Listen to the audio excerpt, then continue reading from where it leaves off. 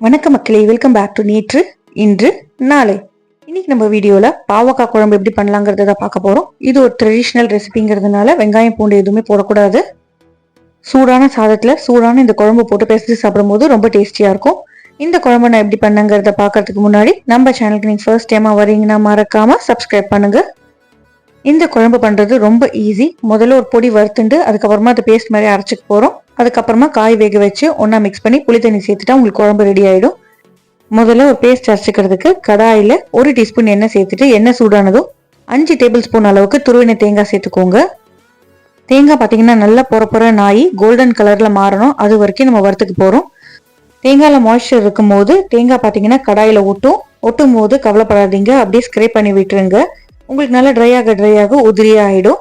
தேங்காய் நல்லா வறுபட்டதுக்கு அப்புறமா தனியா ஒரு பிளேட்ல எடுத்து வச்சிருங்க, ஆறட்டும். இப்போ மறுபடியும் இதே கடாயில 1 டீஸ்பூன் எண்ணெய் சேர்த்துக்கலாம். எண்ணெய் கொஞ்சம் சூடானதுக்கு அப்புறமா இதுல 1 டீஸ்பூன் அளவுக்கு கடலைப்பருப்பு, 1/2 டீஸ்பூன் அளவுக்கு உளுத்தம் பருப்பு சேர்த்துருங்க. 1 சிட்டிகை அளவுக்கு வெந்தயம் சேர்த்துக்கலாம். இதுலயே 1/2 டீஸ்பூன் அளவுக்கு ஜீரகம், 2 டீஸ்பூன் அளவுக்கு மல்லி விதைகள் சேர்த்துருங்க. காரத்துக்கு பார்த்தீங்கன்னா நான் 2 காஞ்ச மிளகாய் தான் சேர்த்துருக்கேன். கொஞ்சம் சாம்பார் பொடியும் சேர்க்க போறதுனால 2 காஞ்ச மிளகாய் கரெக்டா இருக்கும். நல்லா பருப்பெல்லாம் பொன்னிறமா மாறினதுக்கு அப்புறமா இதையுமே ஒரு பிளேட்ல எடுத்து வச்சு ஆற வச்சிருங்க. ஆறுனதுக்கு அப்புறமா மிக்சி ஜாருக்கு மாத்திட்டு நம்ம வறுத்த தேங்காயுமே சேர்த்துட்டு நைஸான விழுது வர வரைக்கும் நம்ம அரைச்சி எடுத்துக்க போறோம். அரைக்கும் போது கொஞ்சமா தண்ணி சேர்த்துக்கோங்க. இப்போ இதே கடாயில 1 டேபிள் ஸ்பூன் எண்ணெய் சேர்த்துக்கலாம். எண்ணெய் சூடானதுக்கு அப்புறமா கொஞ்சமா கடுகு ஒரு 1/4 டீஸ்பூன் அளவுக்கு சேர்த்தீங்கன்னா கரெக்டா இருக்கும். வாசனைக்கு ஒரு சிட்டிகை அளவுக்கு வெந்தயம் சேர்த்துக்கலாம். ஒரு 3-5 சீட்ஸ் இருந்தா போதும். பெருங்காயம் கொஞ்சம் தாராளமா சேர்த்துக்கோங்க. 2 காஞ்ச மிளகாய் சேர்த்துடலாம். அடுத்ததா வாசனைக்கு கருவேப்பிலை சேர்த்துக்கோங்க. 2 பாவக்காவை நல்லா அலம்பிட்டு குட்டி குட்டியா சாப் பண்ணிட்டு சேர்த்துருங்க. முத்தின விதைகள் இருந்தா விதைகளை நீக்கிடுங்க. பிஞ்சு விதைகள் இருந்தா நீங்க இதுல சேர்த்துக்கலாம். பாவக்காயை இந்த எண்ணெயிலே 1-2 நிமிஷத்துக்கு நல்லா வதக்கிக்கலாம். இப்போ இந்த பாவக்காய்க்கு தேவையான அளவுக்கு உப்பு சேர்த்துருங்க. 1/8 டீஸ்பூன் அளவுக்கு மஞ்சப்பொடி சேர்த்துட்டு நல்லா கலந்து விட்டுக்கலாம். இந்த குழம்புக்கு நீங்க பருப்பு எதுவுமே சேர்க்க வேண்டாங்க. ஒரு சின்ன எலுமிச்சைப்பழ அளவுக்கு புளியை தண்ணியில ஊற வச்சிடுங்க. 2-3 தடவை நம்ம கசக்கிட்டு புளியிலேருந்து பேஸ்ட் மட்டும் எடுத்துக்கலாம்.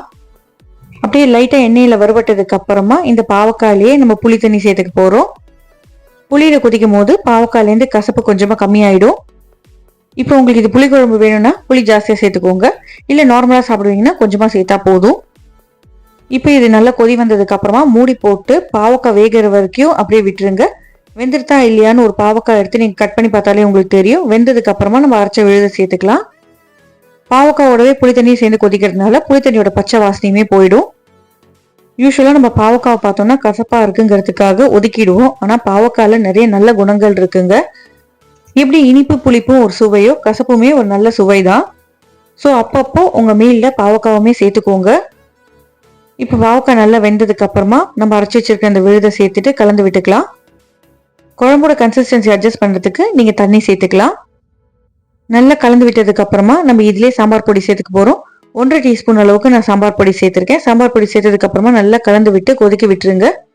குழம்புக்கு தேவையான அளவுக்கு உப்பு சேர்த்துக்கலாம். முன்னாடியே நம்ம காய்க்கு மட்டும் தான் சேர்த்தோம். இப்போ மொத்த குழம்புக்குமே உப்பு தேவைப்பட்டா சேர்த்துக்கோங்க. 3-5 நிமிஷம் நல்லா கொதிக்கட்டும்.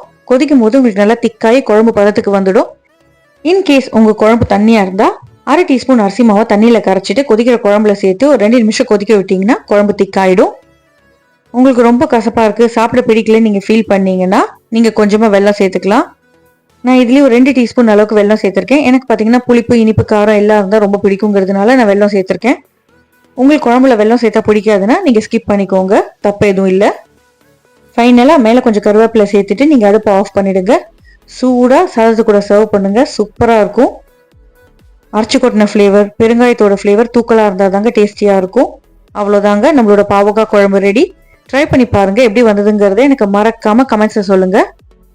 வெங்காயம் பூண்டு தக்காளி எதுவுமே தேவையில்லைங்க. இந்த வீடியோ உங்களுக்கு பிடிச்சிருக்குன்னு நினைக்கிறேன். நம்ம சேனலுக்கு நீங்க ஃபர்ஸ்ட் டைமா வரீங்கன்னா லைக் பண்ணுங்க, ஷேர் பண்ணுங்க, சப்ஸ்கிரைப் பண்ணுங்க. தேங்க்ஸ் ஃபார் வாட்சிங்.